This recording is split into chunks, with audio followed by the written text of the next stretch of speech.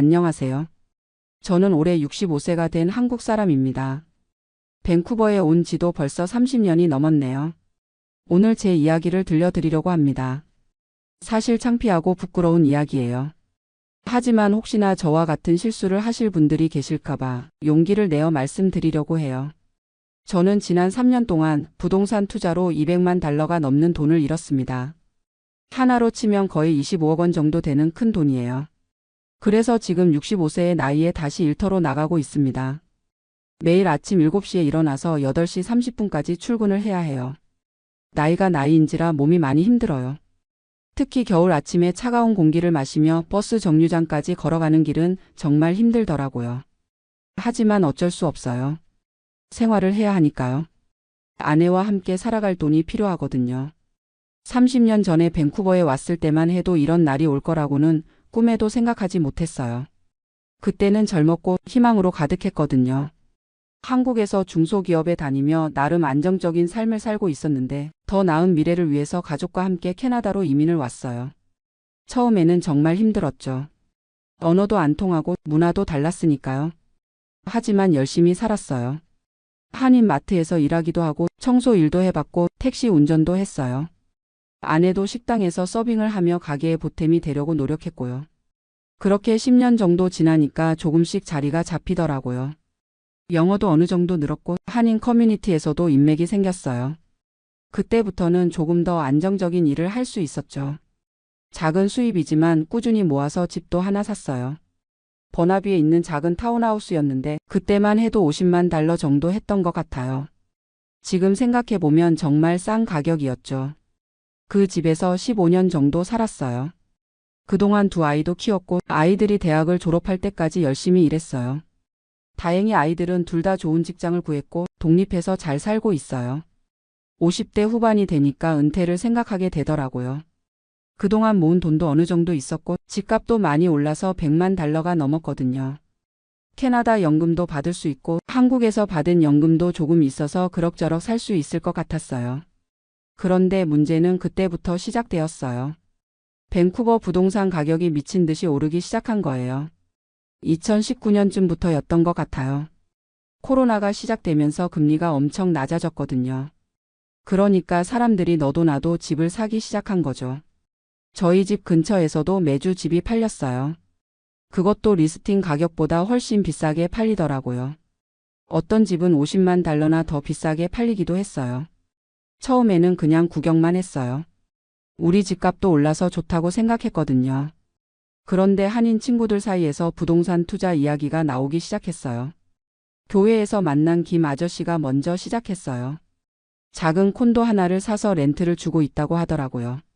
월세로 모기지도 다 나오고 집값도 계속 오르고 있으니까 완전 공짜로 돈을 버는 것 같다고 했어요. 그 이야기를 듣고 나니까 저도 관심이 생기더라고요. 그동안 은행에 넣어둔 돈이 거의 이자도 안 나오고 있었거든요. 부동산에 투자하면 훨씬 수익률이 좋을 것 같았어요. 아내한테 이야기해봤더니 처음에는 반대했어요. 우리 나이에 무슨 투자냐, 안전하게 살자고 했거든요. 하지만 저는 계속 설득했어요. 집값이 이렇게 오르고 있는데 가만히 있으면 바보라고 지금이 기회라고 했죠. 그래서 먼저 작은 콘도부터 시작해보기로 했어요. 버나비에 있는 1베드룸 콘도였는데 60만 달러 정도 했어요. 우리 집을 담보로 해서 모기지를 받았어요.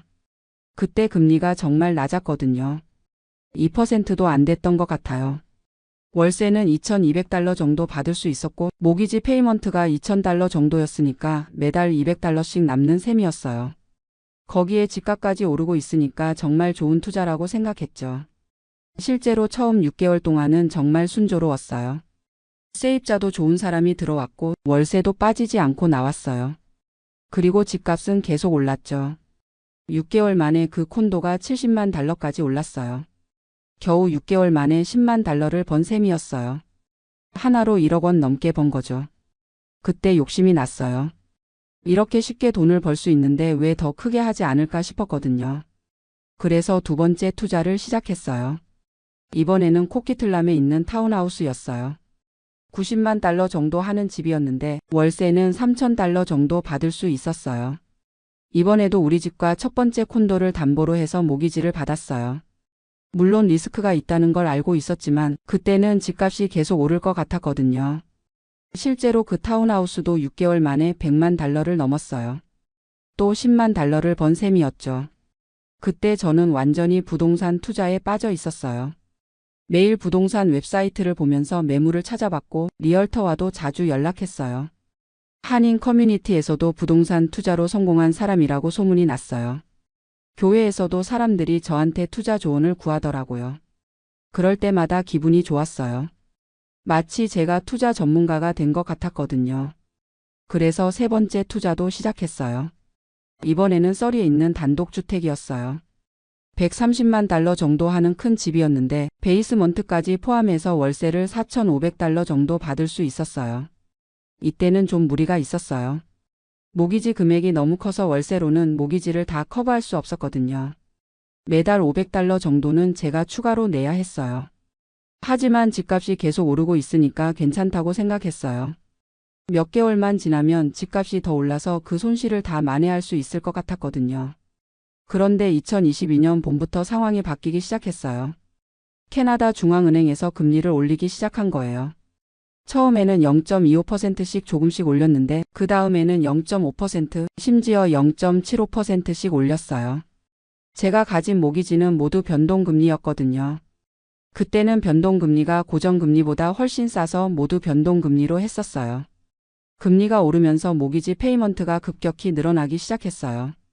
첫 번째 콘도는 월 페이먼트가 2,000달러에서 2,800달러로 늘었고 타운하우스는 3,200달러에서 4,400달러로 늘었어요. 단독주택은 4,200달러에서 5,800달러까지 늘었죠. 월세 수입은 그대로인데 지출만 계속 늘어나니까 정말 힘들었어요. 매달 2,000달러 넘게 적자가 나기 시작했거든요. 그래도 처음에는 버틸 수 있었어요. 그동안 모아둔 돈도 있었고 집값이 금방 다시 오를 것 같았거든요. 하지만 집값은 오르기는커녕 떨어지기 시작했어요. 2022년 여름부터는 매주 집값이 떨어졌어요. 처음에는 조금씩 떨어지더니 나중에는 한 달에 5만 달러씩 떨어지기도 했어요. 그때부터 정말 불안해지기 시작했어요. 밤에 잠도 제대로 못 잤어요. 매일 아침에 일어나서 제일 먼저 하는 일이 부동산 가격 확인하는 거였거든요. 보면 볼수록 답답했어요. 매일매일 손실이 늘어나고 있었으니까요. 2022년 말쯤 되니까 정말 심각해졌어요. 첫 번째 콘도는 70만 달러에서 55만 달러로 떨어졌고 타운하우스는 100만 달러에서 80만 달러로 떨어졌어요. 단독주택은 130만 달러에서 105만 달러로 떨어졌죠. 총 40만 달러 정도 손실이 난 상황이었어요. 그런데 더 큰 문제는 매달 나가는 적자였어요. 금리는 계속 올라서 5%를 넘었고 모기지 페이먼트는 더 늘어났어요. 매달 2,500달러씩 적자가 나고 있었거든요. 그동안 모아둔 돈도 거의 다 떨어져 갔어요. 이대로 가다가는 정말 큰일 날 것 같았어요. 아내와 상의해서 집을 팔기로 결정했어요.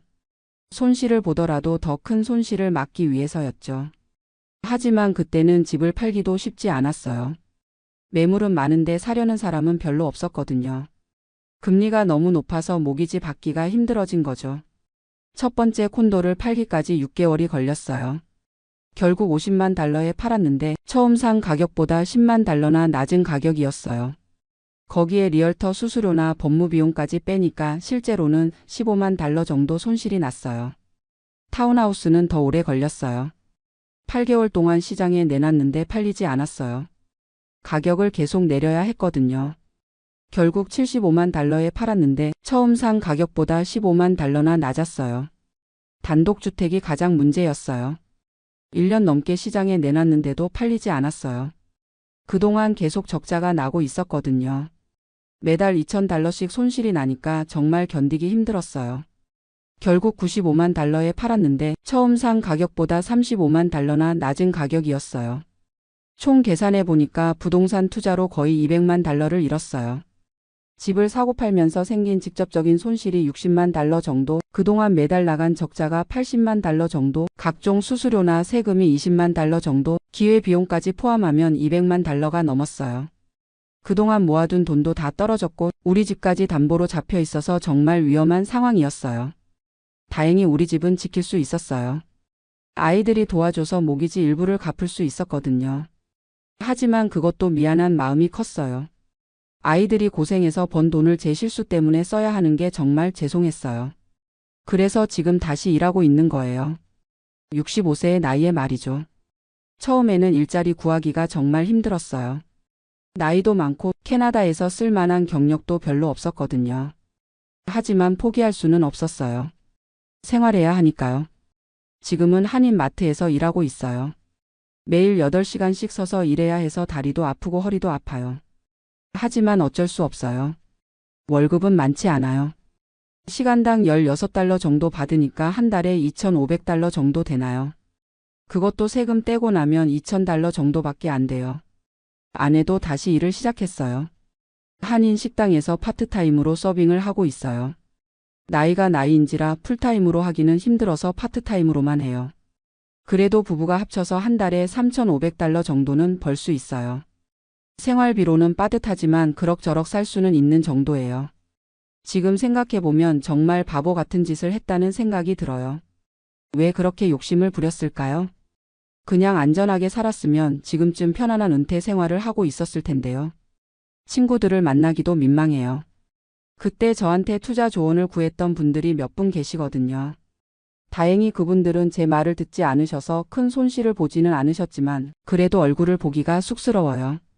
교회에도 예전처럼 자주 나가지 못해요. 사람들이 저희 상황을 다 알고 있거든요. 동정하는 눈빛으로 보는 것 같아서 불편해요. 하지만 이제는 받아들이려고 해요. 이미 지나간 일이고 후회한다고 달라지는 건 아니니까요. 대신 앞으로는 정말 신중하게 살려고 해요. 투자는 절대 하지 않을 거예요. 그냥 안전하게 돈을 모아서 노후를 준비할 생각이에요. 몸이 허락하는 한 계속 일할 생각이에요. 70세까지는 일할 수 있을 것 같아요. 그동안 돈을 모아서 정말 은퇴할 때는 최소한의 생활은 할 수 있도록 준비하려고 해요. 아이들한테는 정말 미안한 마음이 커요. 부모가 이런 실수를 해서 아이들에게 부담을 준 게 너무 죄송해요. 앞으로는 아이들한테 절대 짐이 되지 않도록 조심할 거예요. 혹시 이 이야기를 듣고 계신 분들 중에 부동산 투자를 고려하고 계신 분이 계시다면 정말 신중하게 생각해 보시기 바라요. 특히 저처럼 나이가 많으신 분들은 더욱 조심하셔야 해요. 젊을 때는 실패해도 다시 회복할 시간이 있지만 나이가 들면 그런 시간이 없거든요. 투자라는 게 항상 수익만 나는 건 아니에요. 손실이 날 수도 있다는 걸 꼭 명심하세요. 그리고 투자할 때는 잃어도 괜찮을 돈으로만 하세요. 절대 빚을 내서 투자하시면 안 돼요. 저는 그런 기본적인 원칙도 지키지 않았어요. 욕심 때문에 모든 걸 걸고 투자했다가 이런 결과를 맞게 된 거죠. 지금은 매일 일하러 나가면서도 그때 일을 생각해요. 만약 그때 욕심을 부리지 않았다면 어땠을까 하고요. 하지만 이미 지나간 일이니까 받아들이고 살아야죠. 앞으로는 정말 하루하루 열심히 살 생각이에요. 비록 65세의 나이에 다시 일터로 나서게 됐지만 건강한 게 다행이라고 생각해요. 아직 일할 수 있는 몸이니까 감사하게 생각하려고 해요. 아내도 많이 힘들어해요. 이 나이에 다시 일해야 한다는 게 쉽지 않거든요. 하지만 서로 의지하면서 극복해 나가려고 해요. 그동안 30년 넘게 밴쿠버에서 살면서 힘든 일도 많이 겪었지만 그때마다 이겨내고 살아왔거든요. 이번에도 잘 이겨낼 수 있을 거라고 생각해요. 다만 다른 분들은 저와 같은 실수를 하지 않으셨으면 좋겠어요. 정말 신중하게 생각하시고 안전한 투자만 하시기 바라요. 투자에는 항상 리스크가 따른다는 걸 잊지 마세요. 그리고 나이가 들수록 더욱 보수적으로 투자해야 한다는 것도 명심하세요. 저는 그런 기본적인 것들을 무시했다가 이런 큰 손실을 본 거예요. 여러분은 제가 했던 실수를 반복하지 마시고 안전하고 행복한 노후를 보내시기 바랍니다. 감사합니다. 안녕하세요. 미국 시민권자로 지난 25년간 로스앤젤레스에서 살고 있는 56세 김미영이라고 합니다. 지금 한국에 온 지 4개월째인데요. 처음엔 정말 오랜만에 고향에 와서 기뻤는데 요즘은 이상하게 미국이 그리워지더라고요. 제가 왜 이런 마음을 갖게 됐는지 솔직하게 이야기해 보려고 합니다. 저는 1998년에 남편과 함께 미국으로 이민을 갔어요. 그때 제 나이 29이었고 남편은 31였죠. 남편이 컴퓨터 프로그래머로 H-1B 비자를 받아서 갈 수 있게 됐거든요. 그때만 해도 한국은 IMF 외환위기 직후라 경제가 정말 어려웠어요. 남편 회사도 구조조정으로 분위기가 흉흉했고 저도 결혼하고 아이를 가질 생각을 하니까 미래가 불안했거든요. 미국 가는 결정을 내릴 때 부모님이 많이 반대하셨어요. 특히 어머니는 딸을 그렇게 먼 곳으로 보내면 언제 보겠냐고 울면서 말리셨죠. 하지만 저희는 몇 년만 있다가 돌아오겠다고 약속했어요. 그게 벌써 25년이 됐네요. 처음 로스앤젤레스 공항에 내렸을 때의 그 막막함을 아직도 기억해요. 영어는 대학교 때 배운 게 전부였는데 공항 직원이 하는 말을 알아듣기가 정말 힘들더라고요. 남편도 마찬가지였고요. 첫 1년은 정말 힘들었어요. 남편은 회사 일에 적응하느라 매일 밤늦게 들어왔고 저는 집에서 혼자 있는 시간이 너무 길었죠. 영어로 대화할 사람도 없고 마트에 가서 장을 보는 것도 스트레스였어요. 한 번은 감기약을 사러 약국에 갔는데 제가 하는 말을 약사가 못 알아듣더라고요. 계속 excuse me라고 하면서 다시 말해달라고 하니까 결국 포기하고 그냥 나온 적도 있어요. 집에 와서 혼자 울었죠. 그래도 시간이 지나면서 조금씩 적응했어요. 한인마트에서 친해진 언니들이 있었고 한국 음식 재료도 쉽게 구할 수 있었거든요. 남편 회사에서도 한국인 동료들을 만나게 됐고요.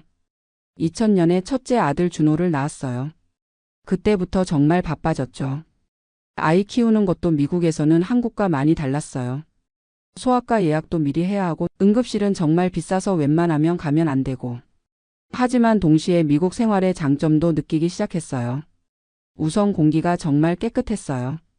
로스앤젤레스도 스모그가 있다고 하지만 그때 한국에 비하면 훨씬 맑았거든요. 그리고 아이를 키우는 환경이 좋았어요. 집 근처에 공원이 많고 도서관도 무료로 이용할 수 있고 도서관에서 아이들을 위한 프로그램도 많이 했어요. 2003년에 둘째 딸 수진이도 태어났고 저희는 점점 미국 생활에 익숙해져 갔어요. 2005년에 영주권을 받았고 2010년에 시민권까지 취득했죠. 아이들이 자라면서 미국 교육 시스템의 좋은 점들을 많이 경험했어요. 한국처럼 성적으로만 줄 세우지 않고 각자의 재능을 키워주려고 노력하더라고요. 준호는 축구를 좋아했는데 학교에서 축구팀 활동을 적극 지원해줬어요. 수진이는 피아노를 좋아했는데 학교 오케스트라에서 활동할 수 있었고요. 제가 가장 좋아했던 건 여유로운 생활이었어요. 남편도 한국에 있을 때처럼 야근하는 일이 거의 없었고 주말에는 정말 쉴 수 있었어요. 가족끼리 바비큐를 하거나 비치에 놀러 가거나 하이킹을 하거나 그리고 사람들이 서로에게 간섭을 안 해서 좋았어요. 한국에 있을 때는 이웃들 시선도 신경 쓰이고 남의 평가를 의식하면서 살았는데 미국에서는 그런 스트레스가 없었거든요. 운전도 편했어요. 길이 넓고 주차할 곳도 많고. 한국에서는 운전을 무서워했는데 미국에서는 자신 있게 어디든 갈 수 있었어요. 쇼핑도 편했어요. 큰 몰에 가면 필요한 모든 걸 한 번에 살 수 있고 주차도 무료고. 코스트코 같은 창고형 매장에서 대용량으로 사면 경제적이기도 했고요. 의료 시스템도 나름 괜찮았어요. 물론 보험료는 비쌌지만 보험만 있으면 좋은 의료 서비스를 받을 수 있었어요. 특히 남편이 65세가 되고 나서는 메디케어 덕분에 의료비 부담이 많이 줄었죠. 무엇보다 미국에서는 나이 듦에 대한 부담이 적었어요. 한국에서는 나이가 들면 사회에서 소외되는 느낌이 있잖아요. 하지만 미국에서는 60대, 70대도 당당하게 사회활동을 하더라고요. 시간이 흐르면서 미국이 진짜 제 삶의 터전이 됐어요. 아이들도 완전히 미국인이 됐고 저희 부부도 미국식 라이프 스타일에 완전히 적응했죠. 한국에 있는 가족들과는 정기적으로 연락했지만 점점 멀어지는 느낌이 있었어요. 특히 부모님이 연세가 드시면서 건강이 안 좋아지셔도 쉽게 한국에 갈 수가 없었거든요. 그러다가 작년에 아버지가 돌아가셨어요. 갑작스러운 심장마비였는데 제가 장례식에도 참석하지 못했어요. 코로나19 때문에 입국이 어려웠거든요. 그때 정말 많이 후회했어요. 그동안 너무 미국 생활에만 집중하느라 부모님을 소홀히 했구나 싶었죠. 어머니 혼자 남으신 게 너무 걱정되기도 했고요. 올해 초에 남편이 은퇴했어요. 그래서 한국에 좀 오래 있어 보자고 했죠. 어머니도 돌봐드리고 그동안 못 본 친구들도 만나고 한국 생활도 경험해 보자고요. 2월에 한국에 왔는데 처음에는 정말 좋았어요. 음식도 맛있고 친구들 만나는 것도 즐겁고 특히 어머니가 너무 좋아하셔서 저도 기뻤어요. 그런데 시간이 지나면서 조금씩 불편함을 느끼기 시작했어요. 우선 모든 게 너무 빨라요. 지하철이나 버스를 타면 사람들이 정말 빨리 움직이더라고요.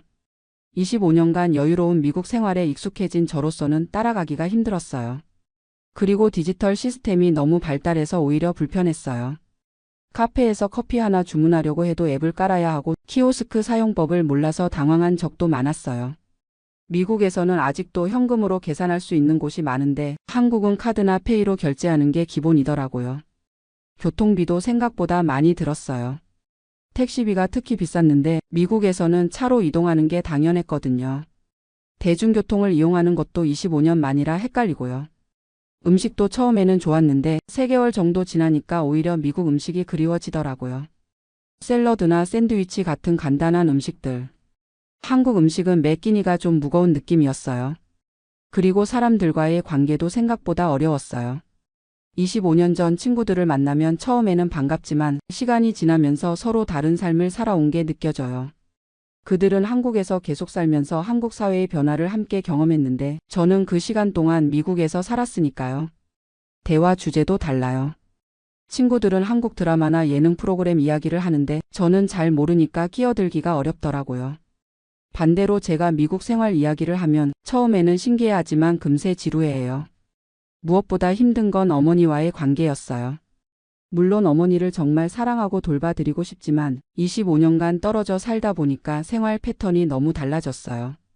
어머니는 아침 6시에 일어나서 시장에 가시는 걸 좋아하시는데 저는 미국에서 9시나 10시에 일어나는 게 습관이거든요.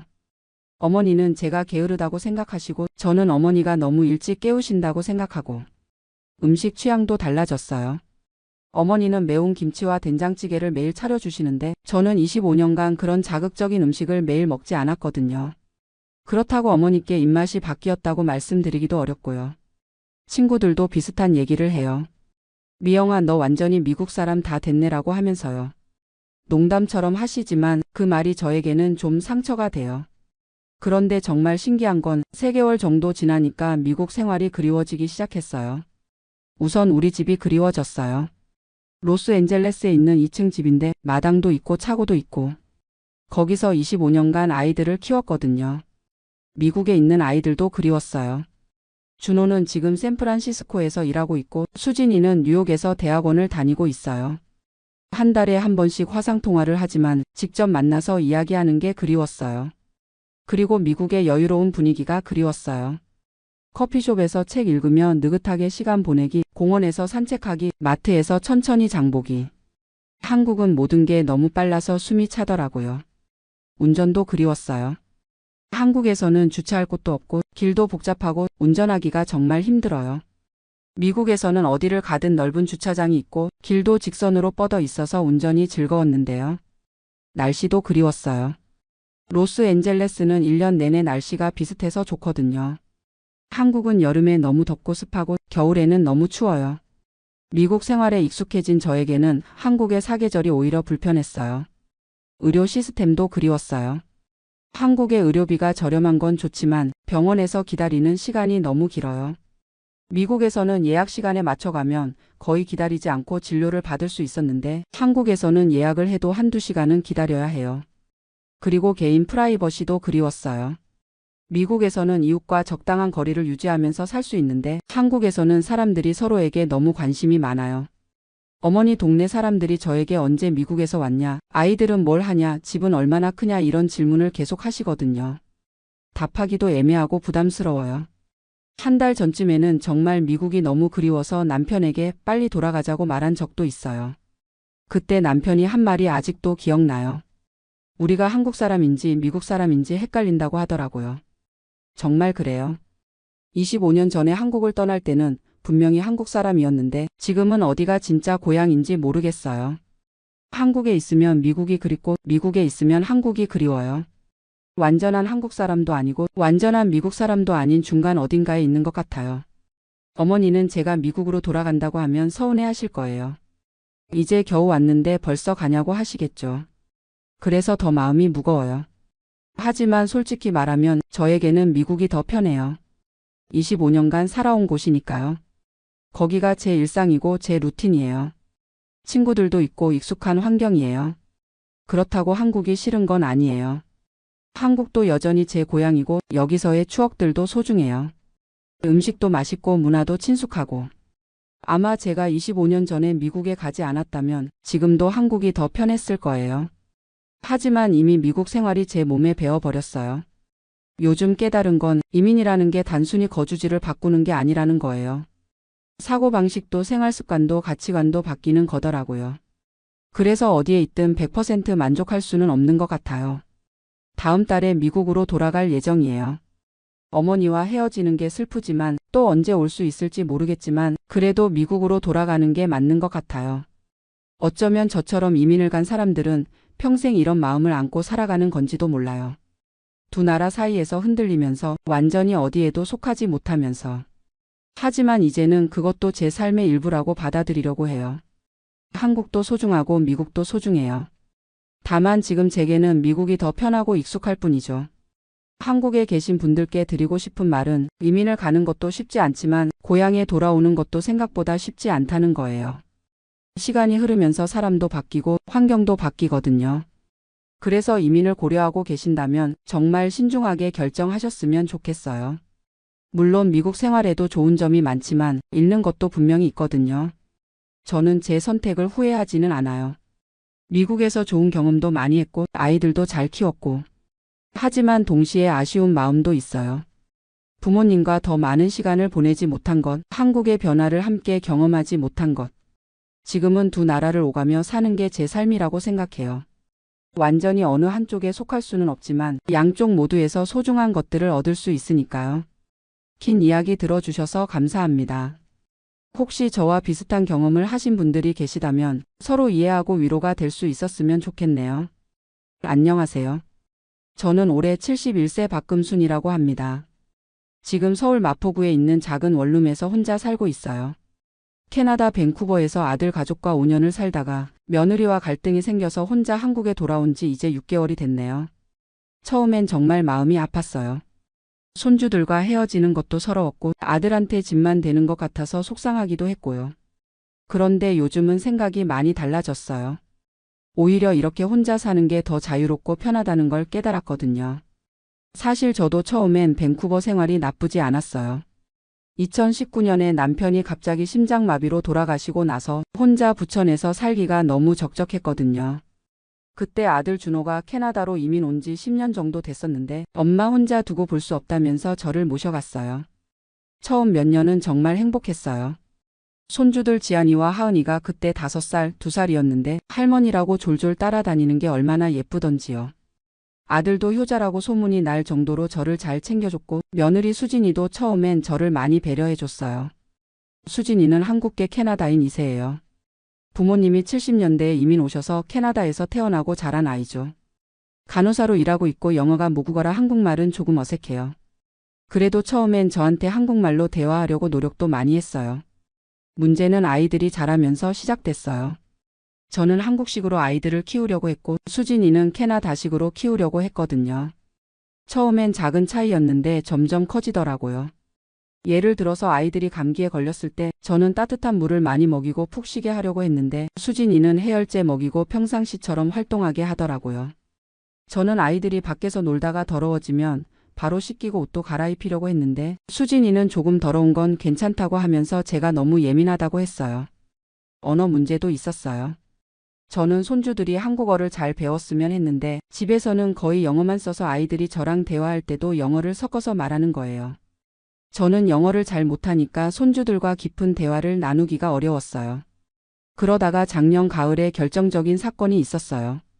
지안이가 학교에서 감기를 옮아와서 열이 좀 있었는데 저는 한국에서 하던 대로 파 뿌리 끓인 물을 먹이고 이마에 찬 수건을 올려줬어요. 그런데 수진이가 그걸 보고는 화를 내는 거예요. 미신적인 민간요법 하지 말라고 아이가 더 아플 수 있다고요. 그날 밤 둘이 크게 싸웠어요. 수진이가 저한테 캐나다 방식을 존중해달라고 했는데 저는 50년 넘게 아이 키운 경험을 무시당하는 것 같아서 기분이 상했어요. 그때 아들 준호가 중간에서 말렸지만 결국 수진이한테 편을 드는 것 같더라고요. 그 뒤로 집안 분위기가 계속 어색했어요. 저는 뭘 해도 눈치가 보이고 수진이는 저한테 최소한의 예의만 지키는 정도였어요. 손주들도 엄마 아빠가 할머니랑 사이가 안 좋다는 걸 느끼는 것 같아서 예전처럼 저한테 편하게 다가오지 못하더라고요. 저는 그때 정말 많이 외로웠어요. 한국에 있을 때는 50년 지기 친구들도 있었고 동네 사람들과도 인사 나누며 살았는데 밴쿠버에서는 정말 아는 사람이 없었거든요. 한인 교회에도 몇 번 나가봤지만 오래 살던 사람들끼리 그룹이 이미 형성되어 있어서 끼어들기가 쉽지 않았어요. 그러다가 올해 1월에 마침내 결심했어요. 더 이상 이렇게 살 수는 없겠다 싶어서 아들한테 한국에 돌아가겠다고 말했어요. 아들은 처음엔 반대했어요. 혼자 계시면 어떻게 하시냐고, 아프시면 어쩌냐고요. 하지만 제가 마음을 굳게 먹었다는 걸 알고는 더 이상 말리지 않더라고요. 수진이는 솔직히 안도하는 것 같았어요. 물론 겉으로는 아쉽다고 했지만요. 가장 힘든 건 손주들과 헤어지는 거였어요. 지안이는 할머니가 왜 가야 하냐고 울면서 매달렸고, 하은이는 뭔지 잘 모르면서도 언니가 우니까 같이 울더라고요. 그때는 정말 가슴이 미어질 것 같았어요. 하지만 돌아와 보니 한국이 좋더라고요. 인천공항에 내렸을 때 김치찌개 냄새가 나는 것만으로도 눈물이 났어요. 아, 이게 내 나라구나 싶었거든요. 마포구에 원룸을 얻었는데 월세가 45만 원이에요. 방은 작지만 혼자 살기엔 충분하고 지하철역도 가깝고 시장도 가까워서 생활하기 편해요. 무엇보다 김치냉장고 돌아가는 소리를 들으면서 잠들 수 있다는 게 얼마나 좋은지 몰라요. 처음 한 달은 적응하기가 힘들었어요. 5년 동안 손주들 돌보는 게 일상이었는데 갑자기 혼자가 되니까 뭘 해야 할지 모르겠더라고요. 하루 종일 텔레비전만 보다가 저녁에 울기도 했어요. 그런데 점점 달라지기 시작했어요. 눈치 보지 않고 하고 싶은 대로 할 수 있다는 게 이렇게 좋은 줄 몰랐거든요.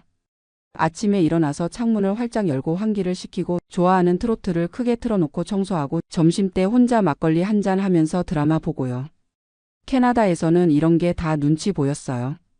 한국 음악 틀면 시끄럽다고 할까봐 작게 틀었고 김치찌개 끓이면 냄새 난다고 할까봐 조심했고 손주들 앞에서 술 마시는 것도 교육에 안 좋다고 해서 못했거든요. 그러다가 2월쯤에 동네 복지관에 가게 됐어요. 처음엔 그냥 구경만 하려고 갔는데 친절한 사회복지사 선생님이 여러 프로그램을 소개해 주시더라고요. 요리교실, 노래교실, 탁구교실, 미술교실 같은 것들이 있다고 하면서요. 제일 먼저 신청한 게 요리교실이었어요. 사실 요리는 평생 해왔으니까 새로 배울 게 뭐가 있나 싶었는데 가보니까 요즘 젊은 사람들이 좋아하는 요리들을 가르쳐 주시더라고요. 파스타도 만들고 샐러드도 만들고 케이크도 구워봤어요. 같이 수업 듣는 분들도 다 비슷한 나이대라서 금방 친해졌어요. 혼자 사는 분들이 많아서 서로 이야기도 통하고요. 김영자 씨라고 작년에 남편 돌아가시고 혼자 사는 분이 계시는데 그분과 특히 친해져서 일주일에 한 번씩은 같이 식사해요. 3월부터는 탁구 교실도 다니기 시작했어요. 젊을 때 조금 쳐봤는데 40년 만에 다시 라켓을 잡으니까 어색하더라고요. 그런데 선생님이 차근차근 가르쳐 주시니까 금방 감이 왔어요. 지금은 복지관에서 탁구 좀 친다고 소문날 정도예요. 4월부터는 봉사활동도 시작했어요. 독거노인 분들한테 도시락 배달하는 일인데 저보다 나이 많으신 분들이 혼자 사시는 걸 보니까 마음이 짠하더라고요. 그분들께 도시락 전해드리면서 안부도 묻고 이야기도 나누면 저도 보람을 느끼고 그분들도 좋아하시거든요. 그러다가 5월 어느 날 수진이한테서 카카오톡이 왔어요. 화상통화 한번 하자고 하더라고요. 처음엔 뭔가 문제가 생긴 건가 싶어서 걱정했는데 통화해보니 그게 아니었어요. 손주들이 할머니 보고 싶다고 계속 얘기한다는 거예요. 특히 지안이가 학교에서 할머니에 대한 그림 그리기 숙제가 나왔는데 할머니 얼굴을 제대로 기억 못한다면서 울었다고 하더라고요. 그래서 화상통화를 하게 됐는데 아이들 얼굴 보는 순간 눈물이 핑 돌았어요. 지안이는 키가 더 큰 것 같고 하은이는 앞니가 빠져서 말하는 게 더 귀여워졌더라고요. 아이들이 할머니 보고 싶다고 하면서 언제 다시 올 거냐고 물어보는 거예요. 저는 할머니도 보고 싶지만 지금은 한국이 더 좋다고 솔직하게 말했어요. 그랬더니 수진이가 의외의 말을 하더라고요. 자기도 그동안 많이 생각해봤는데 할머니한테 너무 서운하게 했던 것 같다고요. 한국에서 평생 살아오신 분한테 갑자기 캐나다 방식에 맞추라고 한 게 잘못이었다고 하더라고요. 저도 그때 마음이 좀 누그러졌어요. 사실 저도 너무 고집부렸던 것 같다고 수진이 입장에서는 자기 아이들을 제대로 키우고 싶었던 거라고 말했어요. 둘 다 아이들을 사랑하는 마음은 똑같았는데 표현하는 방식이 달랐을 뿐이라고요. 그 뒤로 일주일에 한 번씩 화상통화를 해요. 손주들한테 한국어도 가르쳐주고 한국 동화책도 읽어주고 한국 전래놀이도 알려줘요. 수진이도 이제는 아이들이 한국 문화를 배우는 걸 좋아해요. 지난주에는 아들이 전화해서 여름 휴가 때 가족들이 한국에 놀러 오겠다고 하더라고요. 2주 정도 머물면서 저랑 시간도 보내고 아이들한테 한국 구경도 시켜주고 싶다고요. 저는 정말 기대돼요. 그동안 아이들한테 해주고 싶었던 것들이 많거든요. 경복궁도 구경시켜주고 남산타워도 올라가고 롯데월드도 데려가고 싶어요. 무엇보다 제가 직접 만든 한국 음식을 아이들한테 해주고 싶어요. 그런데 이번엔 조건이 있어요. 2주 후에는 다시 캐나다로 돌아가라고 하지 말라고 했어요. 저는 이제 한국에서 제 인생을 살고 싶다고 분명하게 말했거든요. 아들도 이해한다고 하더라고요. 대신 1년에 한 번은 캐나다에 놀러 오라고 하고 아프거나 외로우면 언제든지 연락하라고 했어요. 요즘 저는 정말 행복해요. 71세에 이런 새로운 인생을 시작할 줄 몰랐거든요. 복지관 친구들과는 다음 달에 강화도 여행 계획도 세웠어요. 김영자 씨랑은 요리교실에서 배운 걸로 작은 반찬 가게를 차려볼까 하는 얘기도 나누고 있어요. 그리고 한 가지 더 시작한 게 있어요. 일기 쓰기예요. 매일 밤 오늘 있었던 일들을 적어보는데 하루하루가 참 알차다는 생각이 들어요. 캐나다에 있을 때는 그냥 시간이 흘러가는 대로 살았는데 지금은 내가 선택해서 하는 일들이 있으니까 매일이 의미가 있더라고요. 물론 가끔 외로울 때도 있어요. 밤에 혼자 앉아 있으면 손주들 생각도 나고 남편 생각도 나고 그래요. 하지만 그런 순간에도 이제는 울지 않아요. 대신 내일 뭘 할지 계획을 세우고 친구들한테 전화도 걸어보고 때로는 동네 산책도 나가요. 저한테는 지금이 인생에서 가장 자유로운 시기인 것 같아요. 누구 눈치 보지 않고 제가 하고 싶은 대로 살 수 있거든요. 아침에 일어나서 오늘 뭘 할지 정하는 것부터가 즐거워요. 복지관에 갈지 시장에 갈지 친구 만날지 집에서 쉴지. 모든 게 제 선택이에요. 캐나다에 있을 때는 며느리 눈치 아들 눈치 보면서 살았거든요. 손주들 돌봐드리는 게 제 역할이라고 생각했고 그게 당연한 줄 알았어요. 하지만 돌이켜보니 그건 제가 원하는 삶이 아니었던 것 같아요. 지금 와서 생각해보니 수진이 말도 틀린 건 아니었어요. 캐나다에서 나고 자란 아이들을 한국식으로만 키우려고 했던 게 무리였을 수도 있죠. 그리고 제가 영어를 배우려고 노력했다면 소통도 더 잘 됐을 텐데 그런 노력을 별로 안 했던 것도 솔직히 인정해요. 하지만 그때는 제가 너무 힘들었거든요. 평생 살던 곳을 떠나서 낯선 땅에서 적응하려고 하는데 가족들마저 제 방식을 이해해 주지 않는다고 느꼈으니까요. 지금은 그런 감정들이 많이 정리됐어요. 요즘은 새로운 취미도 생겼어요. 복지관에서 스마트폰 교실을 들었거든요. 처음엔 이 나이에 뭘 배우냐고 생각했는데 막상 배워보니까 정말 신기하더라고요. 이제는 카카오톡으로 친구들과 대화도 하고 유튜브로 요리 동영상도 보고 네이버에서 날씨도 확인해요. 특히 손주들과 화상통화할 때 도움이 많이 돼요. 예전에는 아들이 전화 걸어줘야만 할 수 있었는데 이제는 제가 직접 손주들한테 연락할 수 있어요. 지안이가 학교에서 그림 그린 걸 사진으로 보내주면 저도 복지관에서 만든 작품을 찍어서 보내줘요. 그리고 또 하나 좋은 일이 생겼어요. 같은 건물에 사는 30대 직장인 여성분이 있는데 그분이 혼자 사시면서 요리하기가 힘들다고 하시더라고요.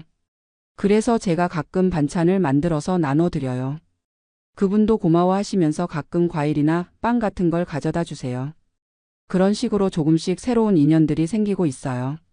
복지관에서 만난 친구들도 있고 봉사활동에서 만난 분들도 있고 동네 단골 가게 사장님들과도 인사 나누고요.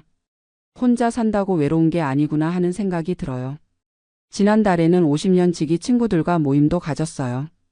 제가 캐나다에 있을 때는 못 만났었는데 돌아오니까 다들 반가워하면서 어디 갔었냐고 하더라고요. 친구들 얘기 들어보니 다들 각자 사연이 있더라고요. 한 친구는 남편이 치매에 걸려서 고생하고 있고 또 다른 친구는 아들 며느리와 사이가 안 좋아서 혼자 살고 있고 어떤 친구는 건강이 안 좋아서 수술을 앞두고 있고요.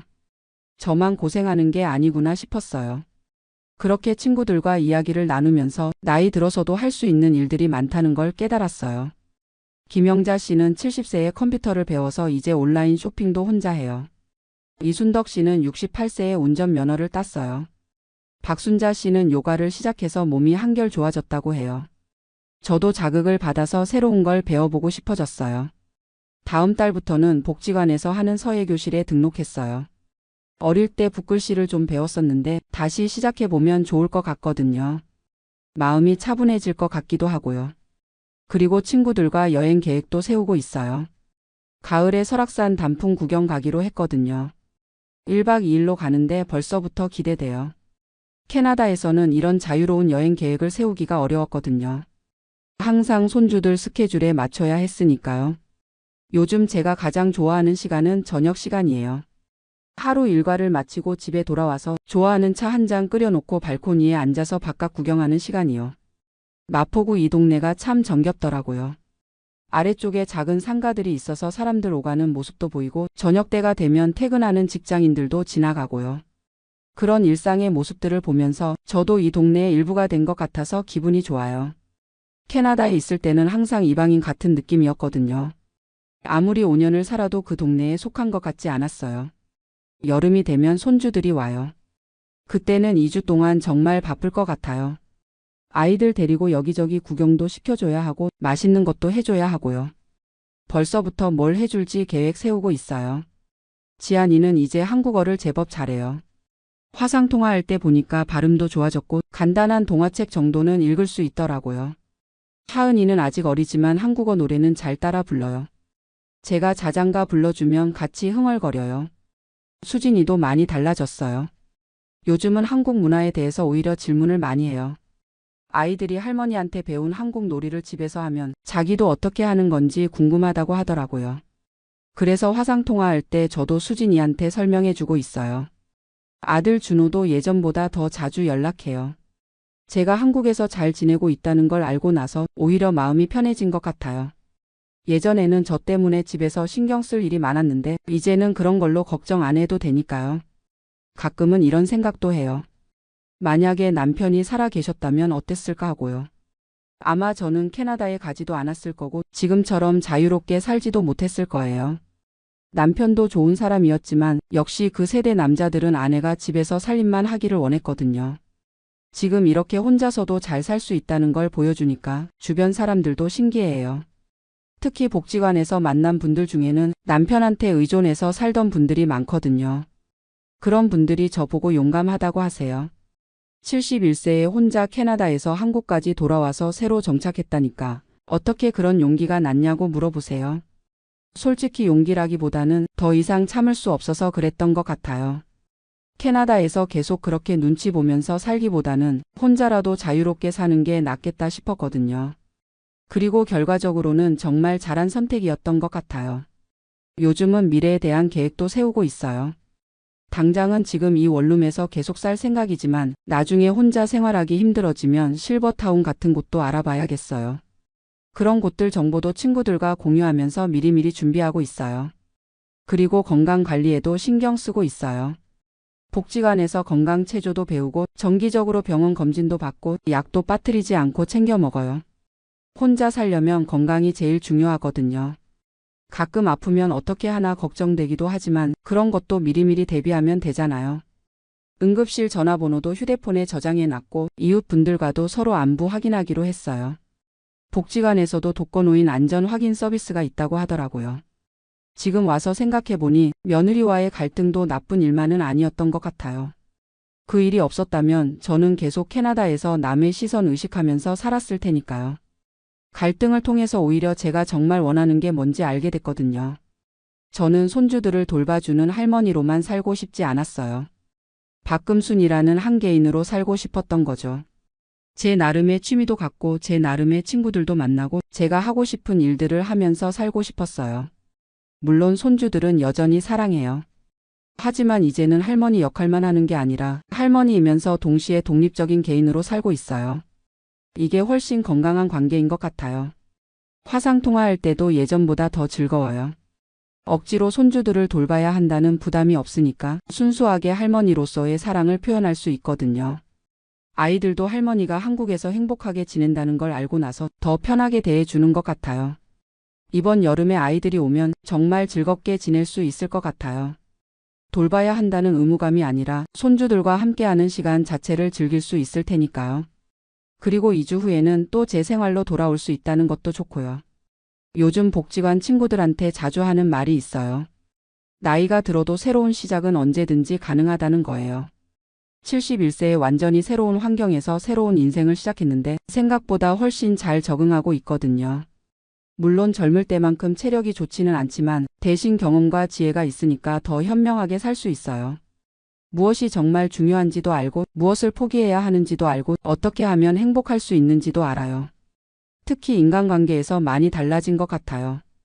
예전에는 모든 사람한테 좋은 사람이 되려고 애썼는데 이제는 진짜 소중한 사람들한테만 신경 써요. 그러니까 오히려 관계가 더 깊어지더라고요. 며느리와의 관계도 그래요.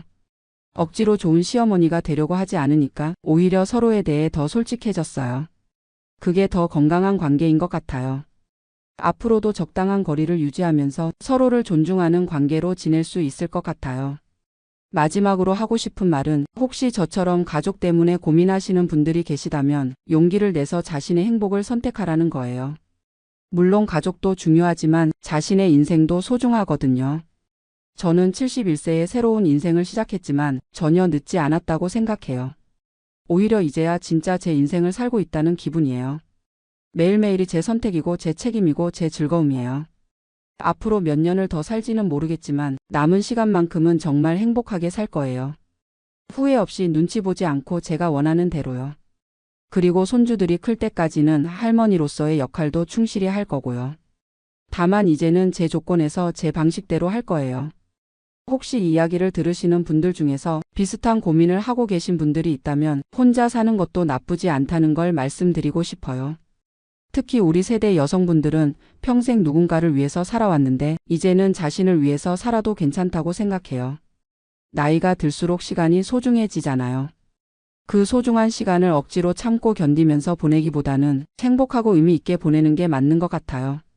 저는 그렇게 선택했고 지금도 그 선택을 후회하지 않아요. 오늘도 저녁에 복지관 친구들과 치킨 먹으면서 드라마 보기로 했어요. 이런 사소한 약속들이 제게는 정말 소중해요. 누군가와 함께 웃고 수다 떨고 맛있는 것 먹는 시간들이요. 이런 게 바로 행복이 아닐까 싶어요. 감사합니다. 저는 올해 57세 김정수입니다. 아내 은영이와 함께 30년을 살아왔고 지금까지 평범하지만 성실하게 살아왔다고 자부했습니다. 하지만 2년 전 그 편지를 받던 날의 충격은 지금도 생생합니다. 캐나다 이민성에서 온 거절 통지서였습니다. 아내와 제가 2년 동안 온 정성을 다해 준비했던 이민 신청이 차가운 한 장의 편지로 무너져 내렸습니다. 그날 밤 저희 부부는 처음으로 서로를 바라보며 울었습니다. 57세의 나이에 새로운 도전을 시작한다는 것이 얼마나 어려운 일인지 그때서야 뼈저리게 깨달았습니다. 제가 왜 캐나다 이민을 꿈꾸게 되었는지부터 말씀드려야겠네요. 저는 중소기업에서 30년간 회계 업무를 담당했습니다. 아내 은영이는 초등학교 교사로 25년을 근무했고요. 두 아이를 키우며 늘 바쁘게 살았지만 그래도 행복했던 시간들이었습니다. 큰딸 수진이는 대학 졸업 후 캐나다로 유학을 갔습니다. 처음엔 2년만 공부하고 돌아오겠다고 했는데 현지에서 좋은 직장을 구하게 되면서 정착하게 되었어요. 작은 아들 민호도 형 따라 강 간다고 누나를 따라 캐나다로 유학을 떠났습니다. 아이들이 모두 떠나고 나니 저희 집은 갑자기 너무 조용해졌습니다. 아내와 저 둘만 남은 빈집에서 무엇을 위해 살아야 할지 막막했어요. 특히 아내 은영이가 많이 힘들어했습니다. 아이들 뒷바라지가 인생의 전부였던 분인데 갑자기 그 이유가 사라져 버린 거죠. 매일 아이들과 영상통화를 하면서도 화면 너머로만 손자 손녀를 봐야 하는 현실이 너무 서러웠나 봅니다. 그러던 중 큰딸 수진이가 결혼을 했습니다. 현지에서 만난 한국계 캐나다인과요. 결혼식에 참석하러 토론토에 갔을 때 저희는 그곳의 삶의 깊은 인상을 받았습니다. 깨끗한 공기, 여유로운 사람들, 그리고 무엇보다 가족들과 함께 할 수 있다는 가능성. 딸이 말하더군요. 엄마 아빠도 여기 오세요. 손자도 곧 태어날 텐데 할머니 할아버지가 옆에 있으면 얼마나 좋을까요? 그 말이 저희 마음에 불을 지폈습니다. 한국으로 돌아온 후 저희는 진지하게 이민을 고려하기 시작했습니다. 인터넷으로 자료를 찾아보고 이민 설명회에도 참석했어요. 캐나다 이민에는 여러 방법이 있더군요. 경제 이민, 가족 초청, 투자 이민 등등. 저희 나이와 상황을 고려했을 때 가장 현실적인 방법은 자녀 초청이었습니다. 하지만 딸 수진이는 아직 시민권자가 아니었어요. 영주권을 받은 지 얼마 되지 않아서 부모를 초청하려면 시간이 더 필요했습니다.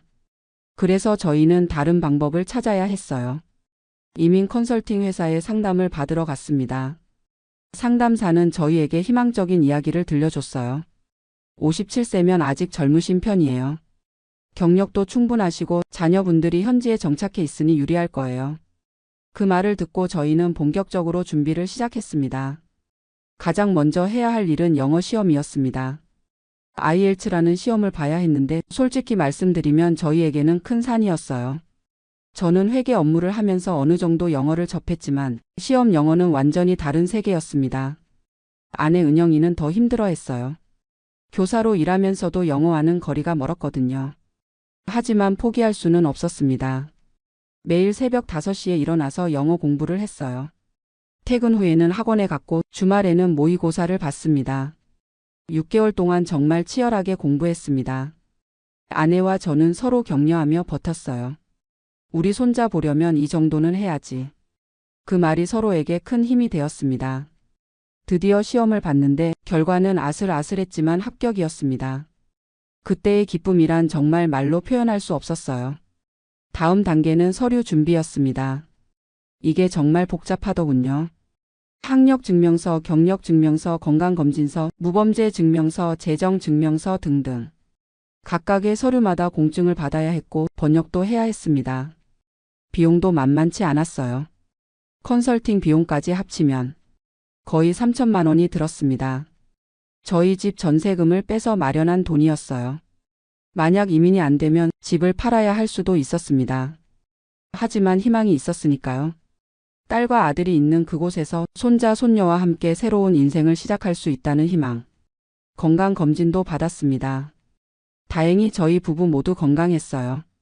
고혈압이나 당뇨 같은 지병도 없었고 나이에 비해 건강한 편이라는 소견을 받았습니다. 모든 서류를 준비하는 데만 1년이 걸렸습니다. 정말 정성을 다해 준비했어요. 빠뜨린 것은 없는지 수십 번 확인하고 컨설팅 회사에서도 완벽하다고 했습니다. 드디어 신청서를 제출했습니다. 그날 밤 저희는 샴페인을 터뜨렸어요. 이제 시작이야. 곧 캐나다에서 만날 수 있을 거야. 딸에게 전화해서 기쁜 소식을 전했습니다. 딸도 너무 기뻐했어요. 벌써 아기 방 옆에 할머니 할아버지 방 생각해뒀어요. 빨리 오세요. 그 후 6개월을 기다렸습니다. 매일 메일함을 확인했어요. 캐나다 이민성에서 연락이 올 때마다 심장이 쿵쾅거렸습니다. 대부분은 추가 서류 요청이나 진행 상황 알림이었어요. 그럴 때마다 희망과 불안이 교차했습니다.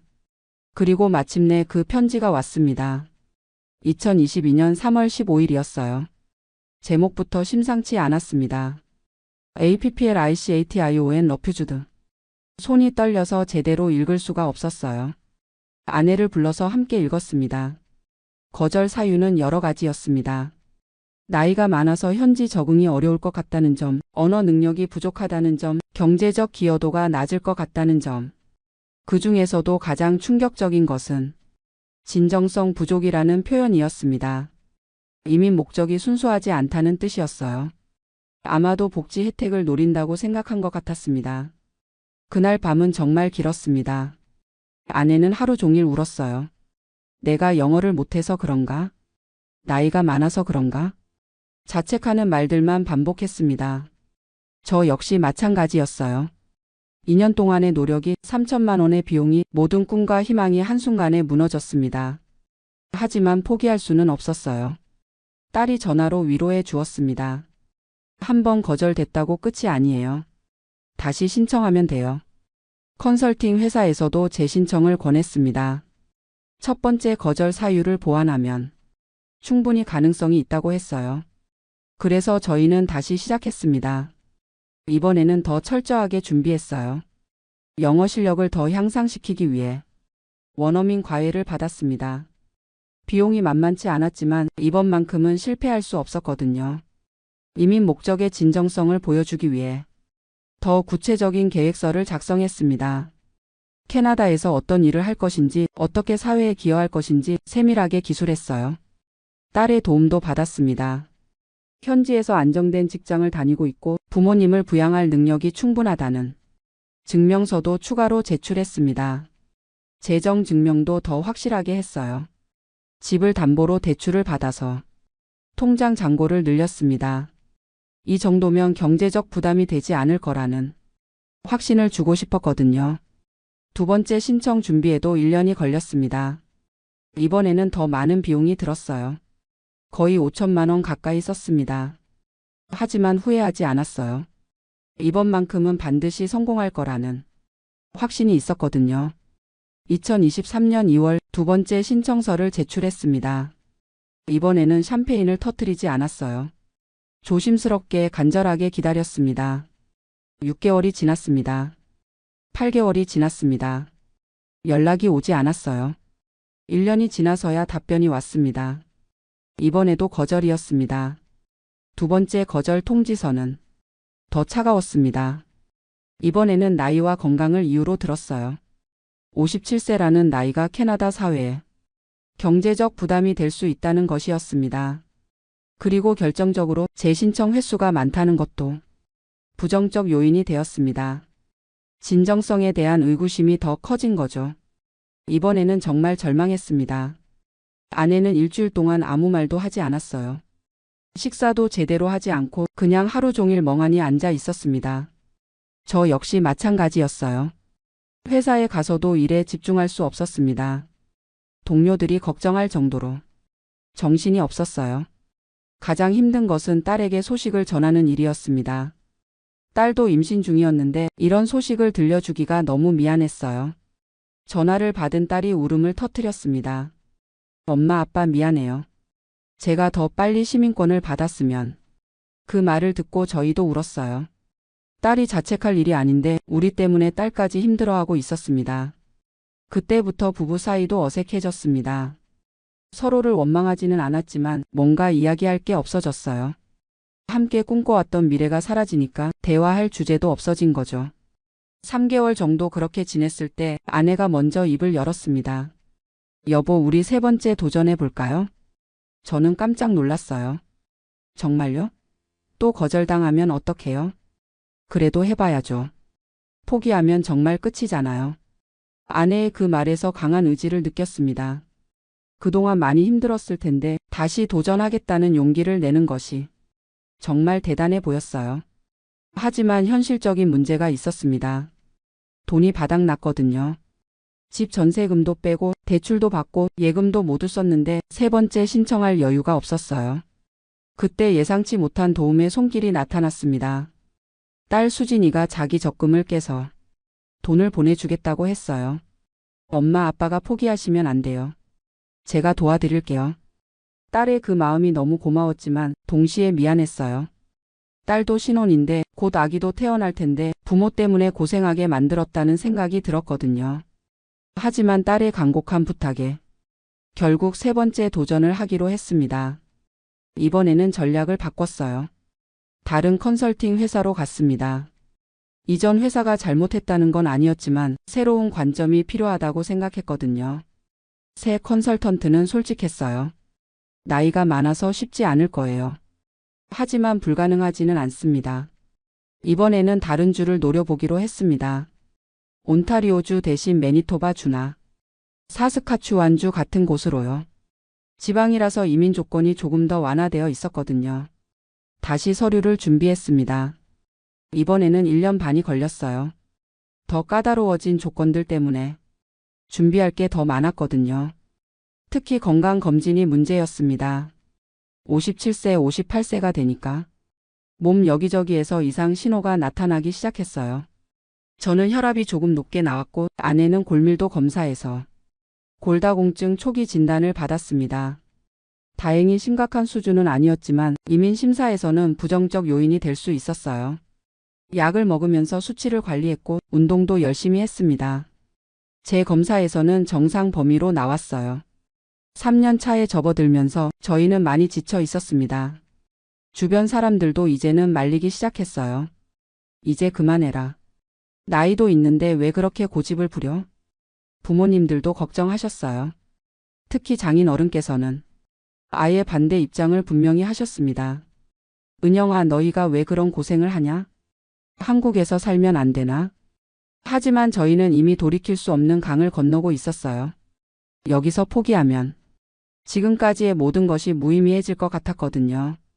2024년 5월 세 번째 신청서를 제출했습니다. 이번에는 정말 마지막이라는 각오로 했어요. 더 이상은 무리라는 걸 알고 있었거든요. 나이도 59세가 되었고 경제적으로도 한계에 다다랐습니다. 6개월을 기다렸습니다. 이번에는 심사 기간이 길어졌어요. 아마도 이전 거절 이력 때문에 더 까다롭게 심사하는 것 같았습니다. 그리고 마침내 2024년 12월 3일 최종 답변이 왔습니다. 이번에도 거절이었습니다. 세 번째 거절 통지서에는 더 구체적인 이유가 적혀 있었어요. 나이로 인한 경제활동 가능성 부족, 반복된 신청으로 인한 진정성 의심, 그리고 현지 적응 가능성에 대한 의구심.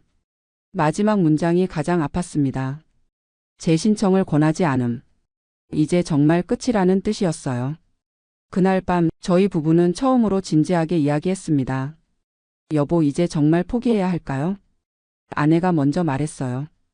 평소 같으면 다시 도전하자고 했을 텐데 이번에는 달랐습니다. 글쎄요. 너무 많은 걸 잃은 것 같아요. 실제로 그랬어요.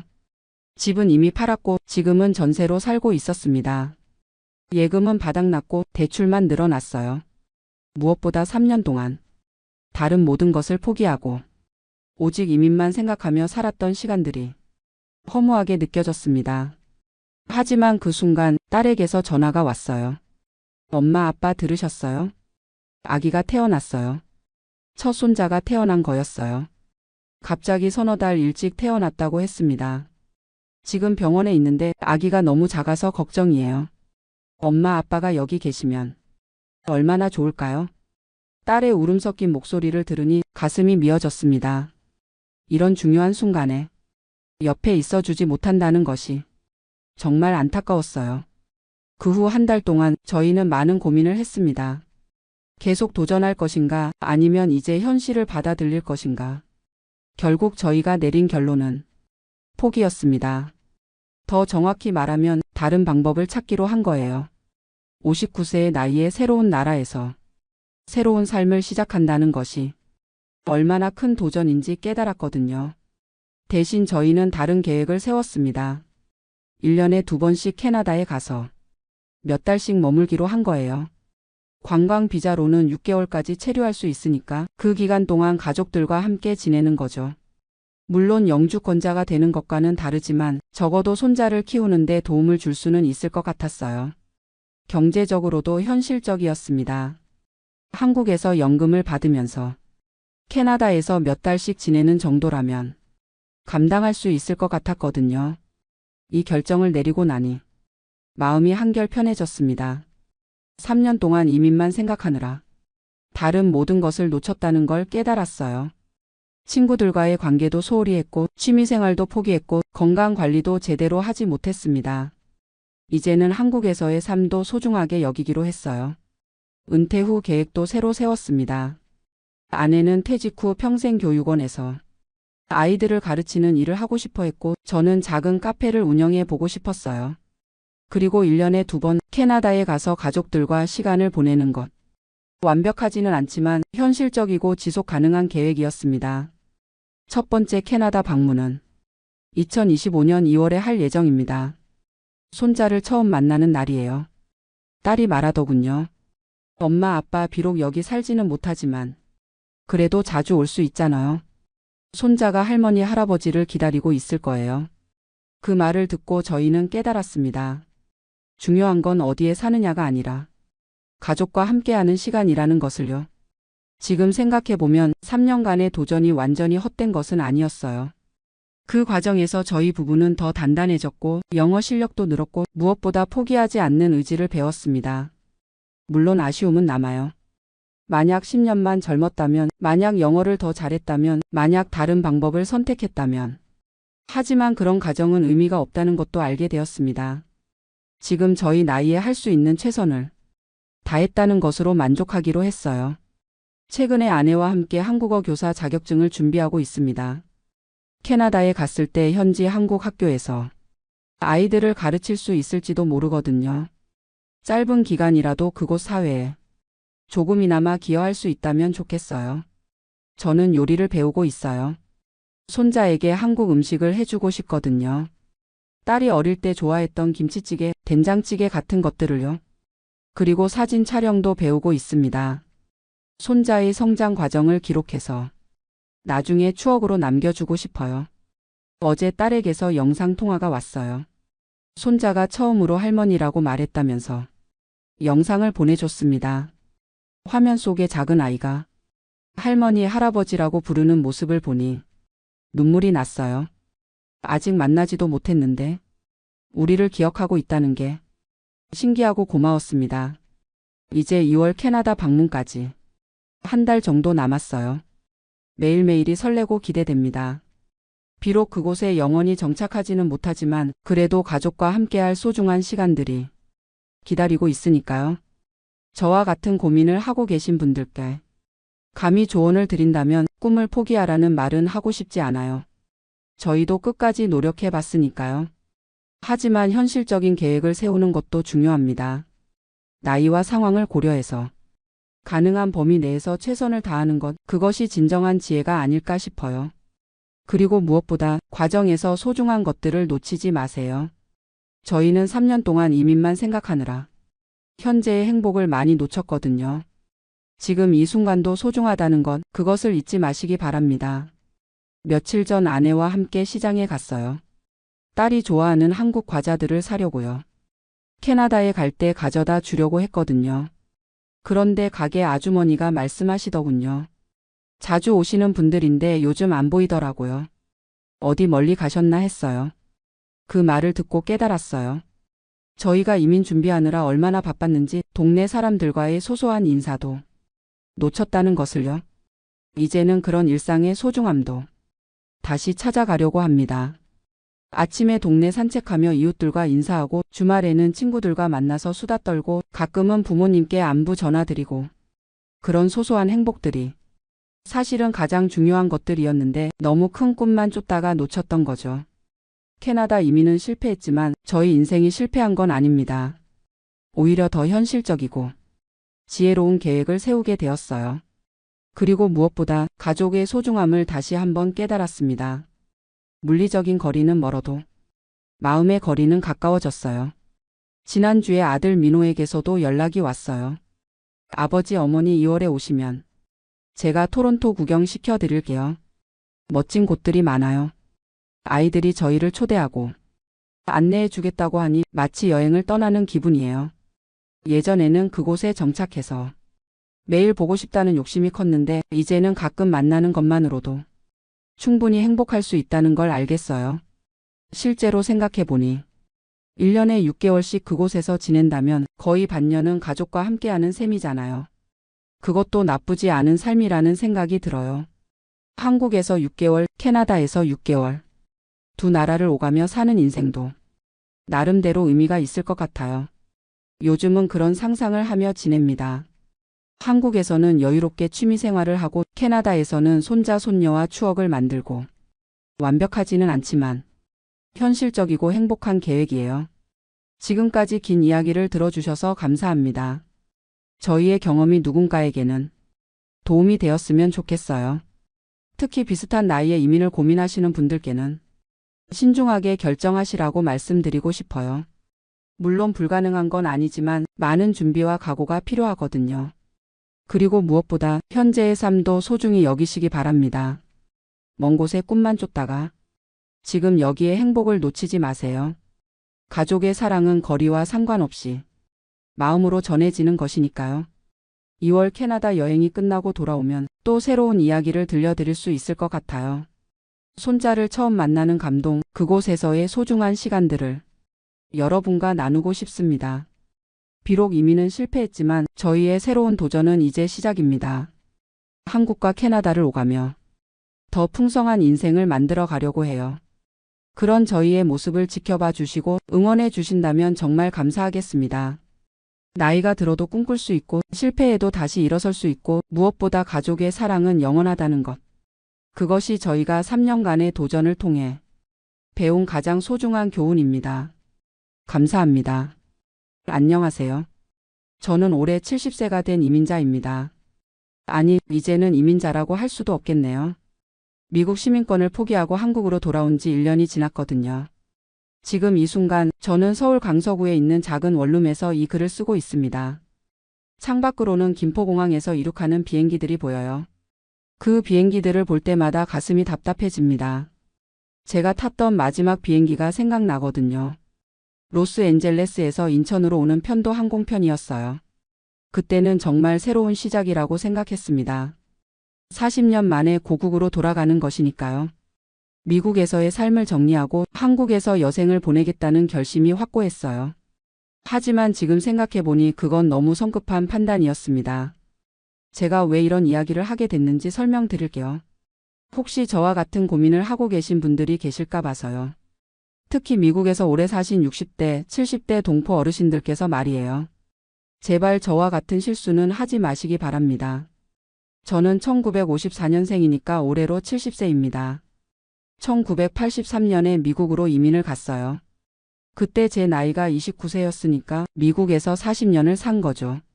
젊은 시절부터 중년, 노년까지 모든 것을 미국에서 보냈습니다. 미국에서는 기계 엔지니어로 일했어요. 보잉사에서 30년 가까이 근무했고 2019년에 65세로 정년 퇴직했습니다. 아내는 10년 전에 유방암으로 먼저 세상을 떠났고 자녀들은 모두 미국에서 자리를 잡았어요. 큰아들은 시애틀에서 소프트웨어 엔지니어로 일하고 둘째 딸은 샌프란시스코에서 간호사로 근무하고 있습니다. 퇴직 후에는 소셜 시큐리티로 월 2,200달러 정도 받았어요. 401k와 개인 저축을 합쳐서 약 80만 달러 정도의 자산이 있었고 시애틀 근교에 있던 집은 코로나 이후 부동산 가격이 오르면서 130만 달러 정도로 평가받았습니다. 경제적으로는 크게 부족함이 없었어요. 메디케어도 있었고 보충보험까지 들어서 의료비 걱정도 별로 없었습니다. 하지만 아내가 세상을 떠난 후부터 외로움이 심해졌어요. 자녀들은 각자 바쁜 생활에 쫓겨서 자주 만나기 어려웠고 특히 손주들과는 더욱 거리감이 있었습니다. 손주들이 한국어를 전혀 못해서 의사소통도 제대로 안 됐거든요. 영어로 대화는 하지만 뭔가 깊은 이야기는 나누기 어려웠어요. 그러던 중 2022년 말쯤 한국에 있는 고등학교 동창들과 연락이 닿았습니다. 카카오톡이라는 걸 딸이 설치해줘서 동창회 모임에 들어가게 됐어요. 그런데 동창들이 올리는 사진들을 보니까 너무 부러웠습니다. 다들 손주들과 가까이 지내면서 행복해 보였어요. 등산도 함께 다니고 아프면 서로 문안도 하고 그런 모습들이 저에게는 너무 부러웠습니다. 미국에서는 아파도 혼자 병원에 가야 했거든요. 그때부터 한국으로 돌아가고 싶다는 생각이 들기 시작했어요. 인터넷으로 검색해 보니까 65세 이상은 복수국적도 가능하다고 나와 있었고 한국의 의료 시스템도 미국보다 훨씬 편리하다는 글들을 많이 봤습니다. 하지만 제가 인터넷에서 본 정보들은 정확하지 않았어요. 복수국적이 가능하다는 건 맞았지만 그걸 위해서는 복잡한 절차를 거쳐야 했고 무엇보다 한국에 직접 가서 신청해야 한다는 사실을 몰랐습니다. 그런데 저는 빨리 결정을 내리고 싶었어요. 나이가 들수록 더 늦어질 것 같았거든요. 그래서 2023년 초에 아예 미국 시민권을 포기하기로 결심했습니다. 복수국적 절차가 복잡하니까 차라리 깔끔하게 정리하고 가자는 생각이었어요. 지금 생각해보면 정말 어리석은 판단이었습니다. 하지만 그때는 한국으로 돌아가겠다는 마음이 너무 간절했어요. 미국에서의 외로운 노년보다는 고국에서 편안하게 지내고 싶었거든요. 미국 시민권 포기 절차는 생각보다 복잡했습니다. 먼저 한국 영사관에 예약을 잡아야 했는데 코로나 때문에 대기 시간이 몇 달씩 걸렸어요. 첫 번째 인터뷰에서는 정말 포기할 것인지 여러 번 확인했고 두 번째 인터뷰에서 최종 서류를 제출했습니다. 수수료도 2,350달러나 들었어요. 한국 돈으로 300만 원이 넘는 금액이었죠. 그리고 제가 자산이 200만 달러가 넘어서 국적 포기세도 내야 했습니다. 미국 정부는 시민권을 포기하는 날 모든 자산을 처분한 것으로 간주해서 양도소득세를 부과해요. 다행히 75만 달러까지는 면제였지만 그래도 약 3만 달러 정도의 세금을 추가로 냈습니다. 전체 과정이 6개월 정도 걸렸어요. 그 사이에 집도 팔고 모든 것을 정리했습니다. 자녀들은 처음에 반대했지만 제가 워낙 고집을 부려서 결국 받아들였어요. 지금 생각해보면 자녀들 말을 들었어야 했는데 말이죠. 2023년 9월에 드디어 한국 땅을 밟았습니다. 40년 만에 귀국이었어요. 인천공항에 내렸을 때 정말 감회가 새로웠습니다. 이제 진짜 한국인으로 돌아왔구나 하는 생각이 들었거든요. 처음에는 서울 강남구에 있는 한 달짜리 원룸을 얻었어요. 미국에서 가져온 돈으로 당분간은 생활할 수 있을 거라고 생각했습니다. 환전한 돈이 한국 돈으로 약 15억 원 정도 됐거든요. 집값이 비싸긴 했지만 전세로라도 구할 수 있을 거라고 생각했어요. 하지만 현실은 달랐습니다.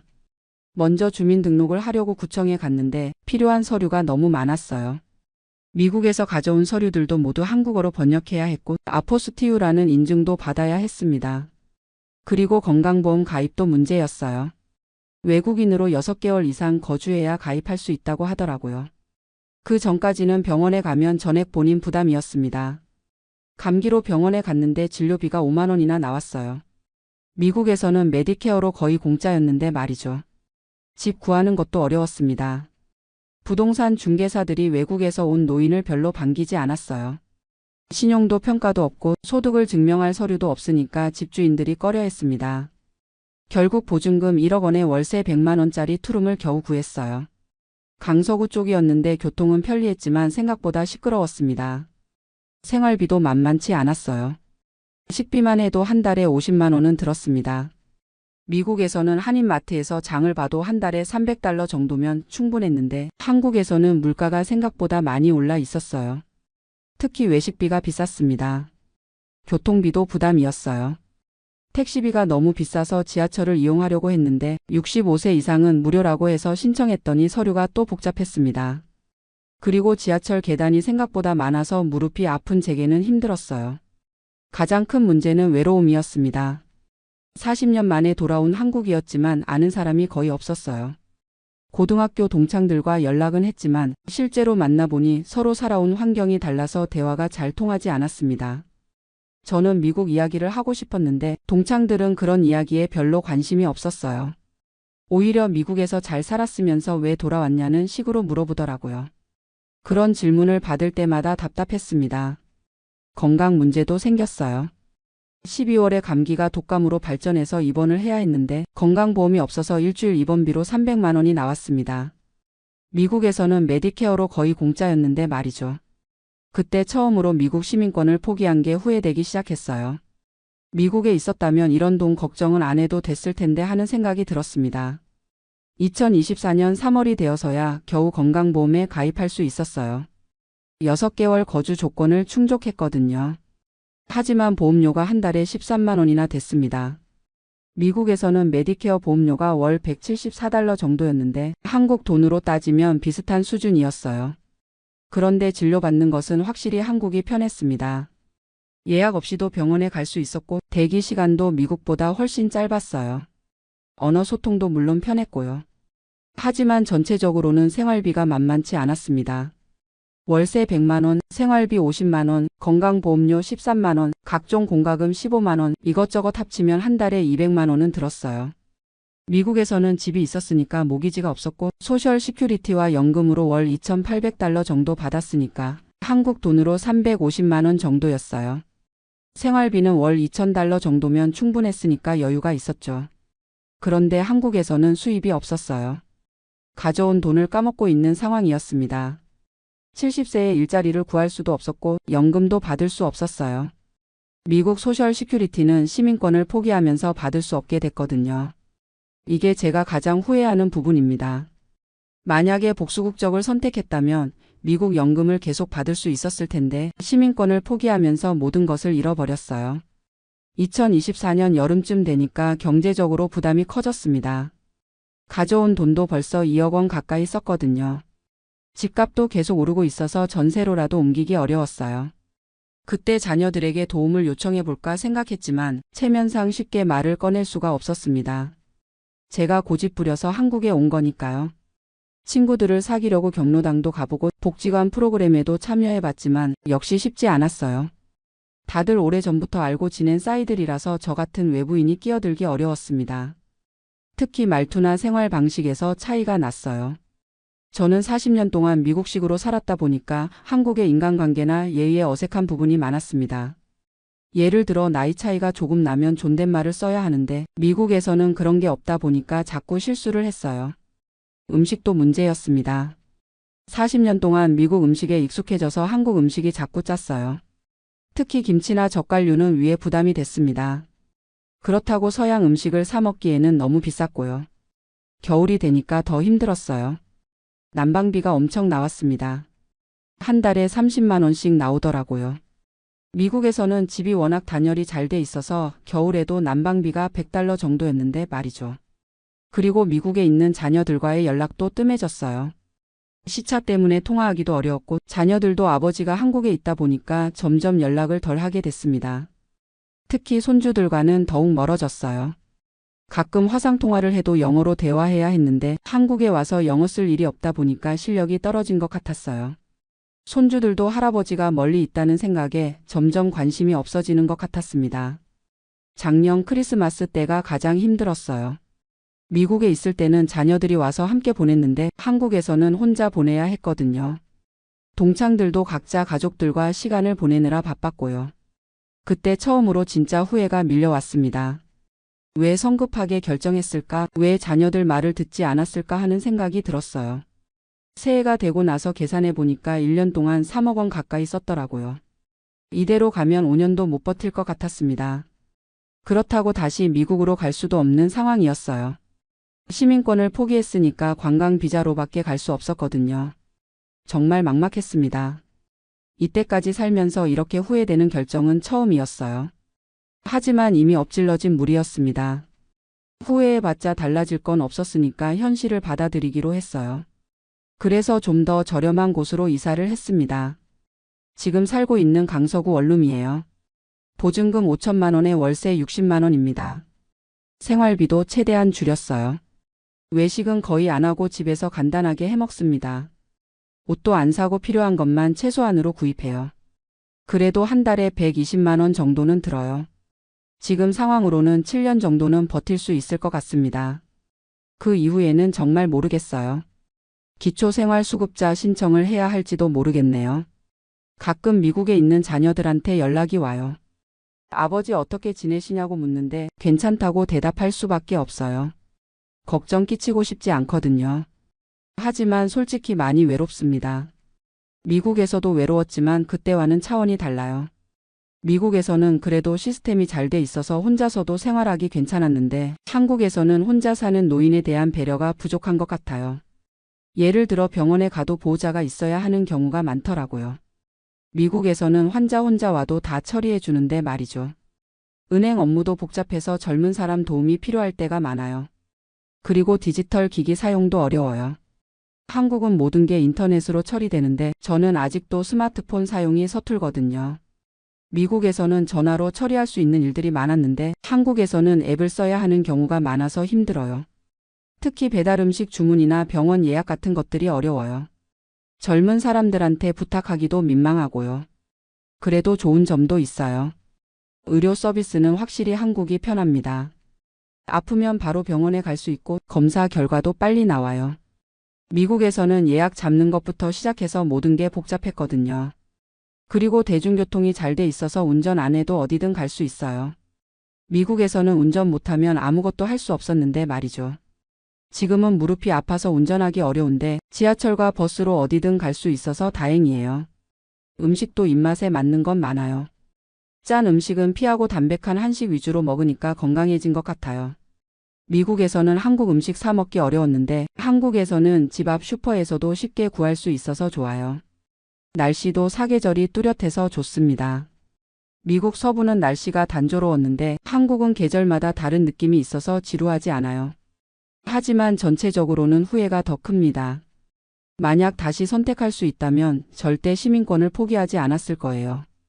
복수국적으로 한국과 미국을 오가면서 살았을 텐데 성급한 결정 때문에 돌이킬 수 없는 실수를 했어요.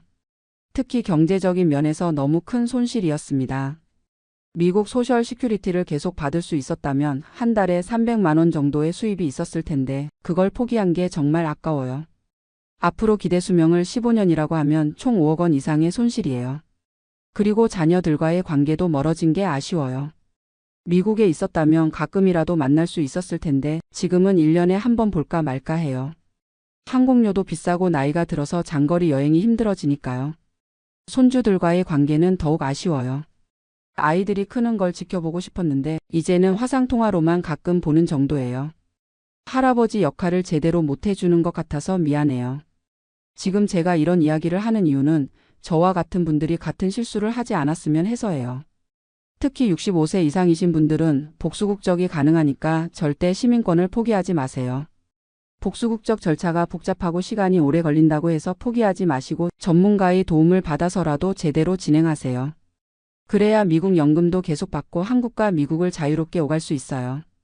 복수국적 절차는 대략 7개월에서 8개월 정도 걸린다고 해요. 한국에 와서 거소 등록을 하고 국적 상실 신고와 국적 회복 신청을 동시에 해야 합니다. 그리고 허가가 나면 외국 국적 불행사 서약을 하면 돼요. 이 과정이 복잡해 보이지만 시민권을 포기하는 것보다는 훨씬 낫습니다. 저처럼 성급하게 결정하지 마시고 충분히 알아보신 후에 결정하세요. 그리고 한국 생활을 고려하신다면 먼저 6개월 정도 살아보시는 걸 추천해요. 저는 인터넷으로만 정보를 얻었는데 실제로는 많이 달랐거든요. 단기 체류로 한국 생활을 경험해 보신 후에 결정하시면 후회가 덜할 거예요. 특히 경제적인 부분을 꼼꼼히 계산해 보세요. 한국 생활비가 생각보다 많이 들어요. 서울 기준으로 혼자 사는 노인이 한 달에 150만 원 정도는 들어간다고 보시면 됩니다. 월세, 생활비, 의료비, 각종 공과금을 합치면 그 정도예요. 그리고 무엇보다 가족과의 관계를 생각해 보세요. 자녀들이 미국에 있다면 한국에 영구히 오시는 것보다는 오가면서 사시는 게 나을 수도 있어요. 저는 그런 것들을 충분히 고려하지 못했어요. 건강 문제도 중요해요. 나이가 들수록 의료진과의 소통이 중요한데 한국어가 편하시다면 한국이 좋지만 복잡한 의료 절차는 미국이 더 체계적일 수도 있어요. 제가 겪어보니까 일장일단이 있더라고요. 사회적 관계도 생각해 보세요. 40년 만에 한국에 와서 새로운 인간관계를 만드는 게 쉽지 않아요. 미국에서 쌓아온 인맥들도 소중한 자산인데 그런 것들을 다 포기하고 오는 게 맞는지 신중하게 판단하세요. 저는 지금 이 상황에서 최선을 다해 살고 있어요. 후회해봤자 달라질 건 없으니까 현실을 받아들이려고 노력해요. 경로당에도 나가고 복지관 프로그램에도 참여하면서 적응하려고 해요.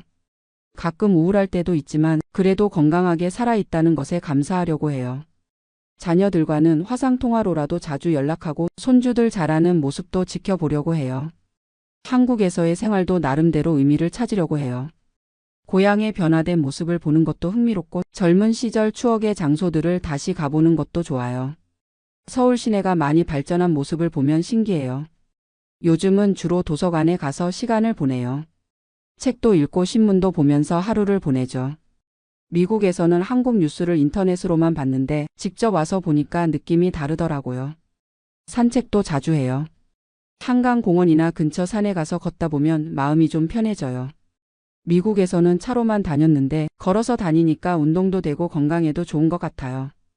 가끔 옛날 살던 동네도 가봐요. 어릴 때 살던 집은 이미 재개발돼서 아파트가 됐지만 그 근처를 걸으면서 추억을 떠올려 봐요. 그럴 때는 한국에 온 게 잘한 것 같기도 해요. 하지만 경제적인 걱정은 계속 있어요. 가져온 돈이 떨어지면 어떻게 살아야 할지 모르겠어요. 기초생활수급자가 될 수도 있지만 그것도 쉽지 않을 것 같아요. 자녀들한테 도움을 요청할 수도 있지만 자녀들도 각자 생활이 있으니까 부담을 주고 싶지 않아요. 특히 손주들 교육비도 많이 들 텐데 할아버지까지 도와달라고 하기는 어려워요. 그래서 요즘은 작은 일이라도 할 수 있는 게 없는지 알아보고 있어요. 70세에 할 수 있는 일이 많지는 않지만 아파트 관리사무소 야간 근무나 주차 관리 같은 일이라도 해볼까 해요. 조금이라도 수입이 있으면 도움이 될 테니까요. 건강도 더 신경 써야겠어요. 지금까지는 큰 병 없이 지냈지만 나이가 들수록 언제 어떤 일이 생길지 모르니까요. 정기검진도 받고 운동도 꾸준히 하려고 해요. 그리고 무엇보다 긍정적인 마음을 가지려고 해요. 이미 한 선택이니까 후회만 하지 말고 지금 상황에서 최선을 다해 살아야죠. 혹시 저와 같은 고민을 하고 계신 분들께 드리고 싶은 말씀은 절대 성급하게 결정하지 마시라는 거예요. 특히 시민권 포기는 정말 신중하게 생각하세요. 복수국적이 복잡해 보여도 전문가의 도움을 받으면 충분히 가능해요. 변호사나 행정사 비용이 들더라도 그게 훨씬 나은 선택이에요. 저처럼 나중에 후회하는 것보다는 말이죠. 그리고 한국 생활을 고려하신다면 충분히 경험해 보세요. 1년 정도는 왔다 갔다 해보시면서 적응 정도를 파악해 보세요. 인터넷 정보만으로는 부족해요. 가족들과도 충분히 상의하세요. 저는 너무 일방적으로 결정했는데 가족의 의견을 더 들었어야 했어요. 특히 자녀들이 어디에 있는지가 중요해요. 경제적인 계획도 구체적으로 세우세요. 한국에서 얼마나 들지, 수입원은 어떻게 들지, 의료비는 어느 정도 들지, 이런 것들을 다 계산해 보세요. 그리고 사회적 관계도 미리 만들어 보세요. 동창회나 종교 모임, 취미 활동 등을 통해서 인맥을 쌓아 놓으면 도움이 돼요. 혼자서는 정말 힘들어요. 마지막으로 건강 관리도 중요해요. 나이가 들수록 건강이 가장 중요한 자산이에요. 어느 나라에 살든 건강해야 행복할 수 있어요. 저는 이제 70세가 됐지만 앞으로도 10년, 15년은 더 살아야 해요. 그 시간을 후회하면서 보내지 않으려고 해요. 지금 상황에서 최선을 다해서 살아가려고 합니다. 여러분도 저와 같은 실수는 하지 마시고 신중하게 결정하시기 바랍니다. 인생의 중요한 선택일수록 더 많이 알아보고 더 많이 상의하고 더 신중하게 결정하세요. 그리고 무엇보다 가족과 함께 할 수 있는 방법을 찾으세요. 혼자 사는 노년은 정말 외로워요. 돈이 있어도 외로우면 행복하지 않아요. 지금 이 글을 쓰면서도 가슴이 답답해요. 돌이킬 수 없는 선택을 했다는 생각 때문이에요. 하지만 그래도 누군가에게는 도움이 됐으면 좋겠어요. 제 이야기가 길었지만 끝까지 들어주셔서 감사합니다. 여러분은 저보다 더 현명한 선택을 하시기를 바라겠습니다.